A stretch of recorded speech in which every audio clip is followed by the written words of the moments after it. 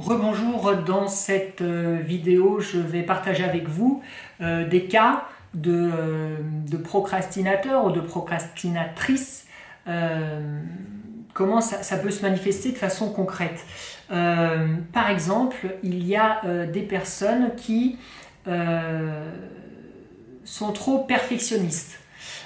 C'est-à-dire elles veulent tellement bien faire les choses et qui ont un manque d'estime d'eux-mêmes, elles ne se pensent pas à la hauteur de ce travail, de cette tâche, qu'elles fuient l'expérience d'aller vers cette tâche, vers ce projet, etc.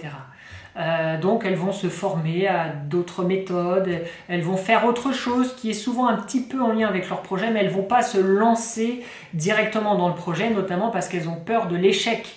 Elles ne veulent surtout pas se tromper. Se tromper, ça doit être vraiment quelque chose d'horrible, d'insurmontable. Ça doit certainement toucher à des blessures archaïques. Et du coup, cette douleur archaïque va tellement être douloureuse à revivre, et bien que l'on préfère ne pas s'exposer, ne pas faire ce projet, pour ne pas vivre cette potentielle douleur de l'échec. Bon, échec, c'est un grand mot malgré tout, parce que bon, on apprend, quoi, hein, on apprend, c'est normal, on apprend normalement tous les jours. Donc voilà, ce type perfectionniste avec peur de l'échec existe et donc inhibe tout simplement le fait de s'engager dans un projet, dans une expérience aussi amoureuse, hein, par exemple. Hein. Voilà, le côté, vous voyez, je ne suis pas assez bien, je ne suis pas encore assez bon, je ne suis pas encore assez ceci ou cela, je ne suis pas encore assez guéri aussi, fait que, bon, voilà, je rentre pas en relation, je n'essaye pas, en tout cas, je ne m'ouvre pas. Un autre aspect de la procrastination, c'est le fait d'avoir trop de projets.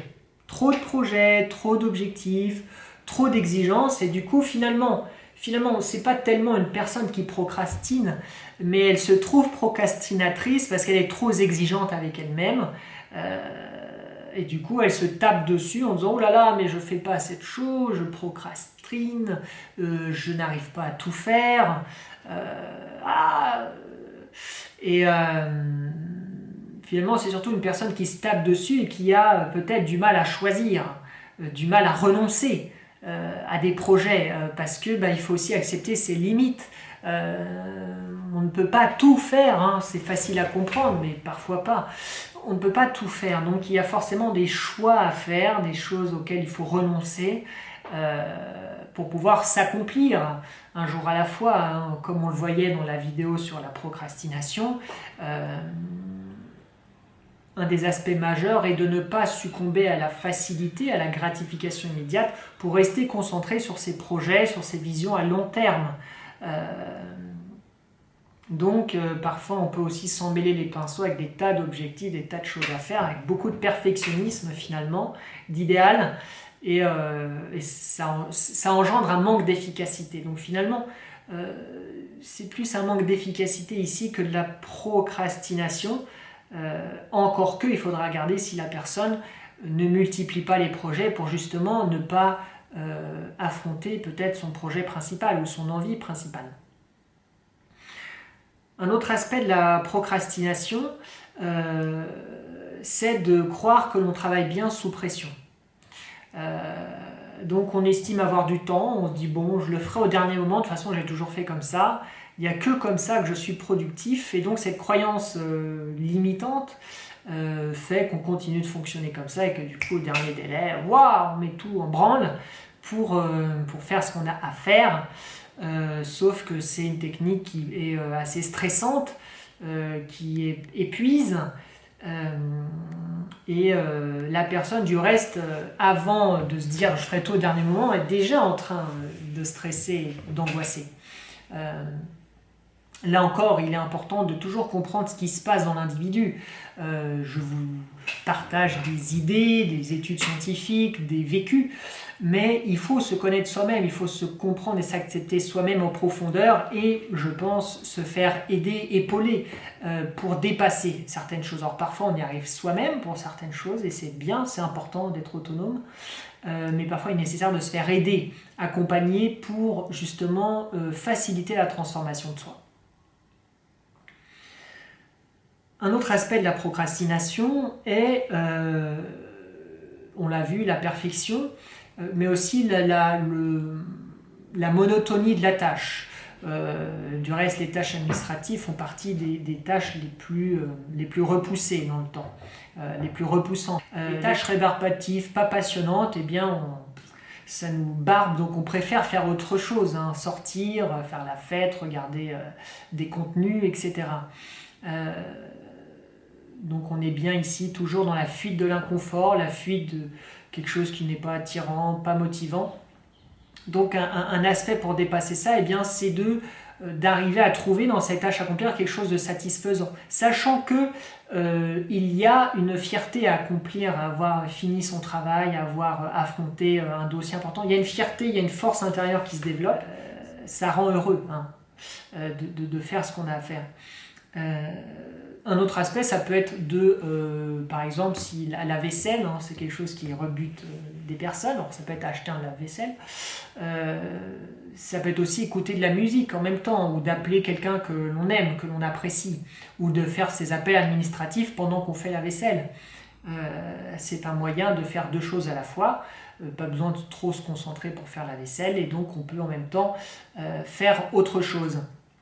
C'est du reste une des astuces de productivité aussi, c'est que si on peut faire plusieurs choses en même temps, c'est de commencer ces choses. Par exemple, si je me prépare un repas pour le lendemain, eh bien je n'attends pas le lendemain en me disant « Oh là là, zut, j'ai oublié de préparer mon repas ». La veille, le soir, en même temps que je fais ma vaisselle, je fais chauffer l'eau chaude, et puis je mets mes pommes de terre, mes carottes dedans, j'égoutte, et mon plat sera prêt pour le lendemain.